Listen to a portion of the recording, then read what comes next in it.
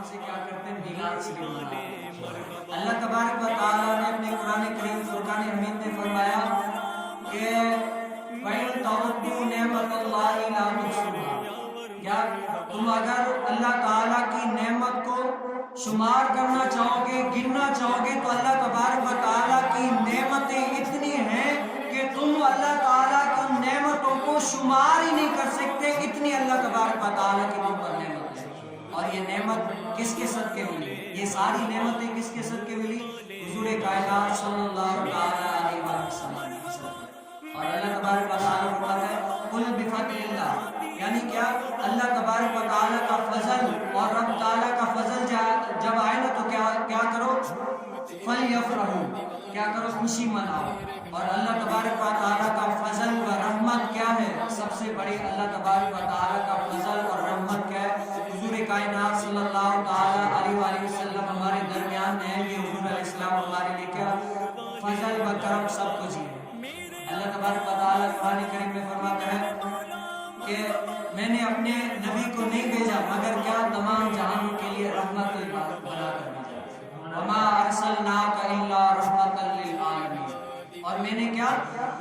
یہ رسول نہیں بھیجا مگر کیا؟ تمام جہانوں کے لیے رحمت بنا کر بھیجا۔ یہ رحمت کیا ہے؟ اللہ تبارک و تعالیٰ حضور علیہ السلام ہماری طرف آئے، یہ رحمت ہے ان کی۔ تو کیا قرآن پاک فرما رہے کہ جب تم اللہ تبارک و تعالیٰ کا فضل اور رحمت تمہارے پاس آئے تو کیا کرو؟ اللہ تبارک خوش ہو، یفرحو، یعنی کیا؟ خوشی مناؤ۔ اور رحمت کیا ہے؟ فضل کیا ہے؟ فضل یہ کہ وَمَا أَرْسَلْنَاكَ إِلَّا رَحْمَةً لِّلْعَالَمِينَ، یہ فضل و رحمت کیا ہے؟ سب حضور علیہ السلام ہمارے لیے فضل و رحمت سب کچھ ہے۔ تو کیا ہم اپنے آقا علیہ السلام اس دنیا میں آئے تو کیا کرتے ہیں؟ خوشی مناتے ہیں۔ اور لوگ کہتے ہیں کہ صحابہ نے اس طرح خوشی نہیں منائی جس طرح تم لوگ خوشی مناتے ہو، کسی صحابی نے میلاد نہیں منایا جس طرح تم مناتے ہو۔ تو آئیے ہم سنتے ہیں کہ صحابی نے نہیں، جب حضور علیہ السلام اس ظاہری دنیا میں آئے ہی نہیں تھے، کیا ہوئے؟ جب حضور علیہ السلام اس ظاہری دنیا میں آئے ہی نہیں تھے، حضور علیہ السلام کا میلاد تو تب بھی جاری و ساری۔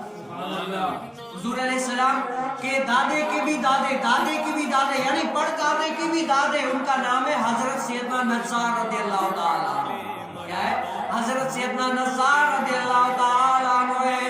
انہوں نے اعلان کیا ہے کہ اے عرب والو، نزار کی دعوت پہ آؤ۔ حضرت سیدنا نزار رضی اللہ تعالیٰ عنہ نے اپنے بیٹوں کو حکم دیا ہے کہ 200 اونٹ ذبح کر کے پورے عرب والوں کی دعوت کرو کہ نزار کی دعوت پہ آئے۔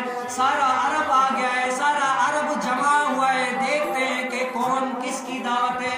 کیا وجہ ہے کہ حضرت سیدنا نزار رضی اللہ تعالیٰ عنہ نے اتنی بڑی دعوت کی ہے؟ وجہ تو کیا ہے؟ سارے پوچھنے لگتے ہیں کہ اے نزار، خیر تو ہے، اتنی دعوت کی ہے، کوئی خوشی ہے؟ کوئی ایسی خوشی ہے ظاہری طور پر نظر تو نہیں آ رہی، کیوں کی ہے؟ وجہ تو بتاؤ۔ حضرت سیدنا نزار رضی اللہ تعالیٰ عنہ فرماتے کہ اے لوگوں، میری دعوت کھا کر تمہیں جاننا نہیں ہے، میں جبل پر کھڑے ہو کر تمہیں بتاؤں گا۔ کیا سارے لوگ وہاں پر انتظار میں ہیں کہ اتنی بڑی دعوت کی ہے، کوئی وجہ تو ہوگی۔ سارے لوگ کھا کر فارغ جب ہوئے وہاں پر بیٹھتے ہیں تو ہر کوئی یہ خواہش ہے کہ بتائیں تو بتائیں۔ حضرت سیدنا نزار رضی اللہ تعالیٰ عنہ جبل پہ چڑھ کر کہتے ہیں کہ میں کعبۃ اللہ کا متولی ہوں، میں کعبۃ اللہ کا متولی ہوں، میں کعبے میں صفائی کیا کرتا ہوں، میں اللہ تعالیٰ کے گھر کا متولی ہوں۔ کل جب میں پڑھ رہا تھا لبیک اللہم لبیک لا شریک لبیک ان الحمد والنعمت لا شریک لبیک، میں اللہ تبارک و تعالیٰ کے گھر میں لبیک کی صدائیں لگا رہا تھا، میری زبان جو ہے لبیک کی صدائیں لگا رہی تھی، تو میں نے دیکھا کہ میری پیٹھ میں سے بھی یہی آواز آ رہی تھی کہ لبیک اللہم لبیک لا شریک لبیک۔ تو میں نے اپنے رب تعالیٰ سے پوچھا کہ اے ربا، یہ ماجرا کیا ہے؟ یہ اتنی آوازیں میرے زبان سے تو لبیک کی صدائیں آ رہی ہے، میرے پیٹھ سے بھی آ رہی ہے، اور ربا یہ وجہ تو ہے تو کیا ہے؟ میرے رب تعالیٰ نے فرمایا او نزار، یہ وہ نبی ہے، وہ احمد مجتبیٰ ہیں جو ظاہری دنیا میں آئیں گے تو کفر ٹوٹ جائے گا، कुफ्र के दरवाजे जो है ना बंद हो जाएंगे, हर तरफ इस्लाम ही इस्लाम फैल जाएगा।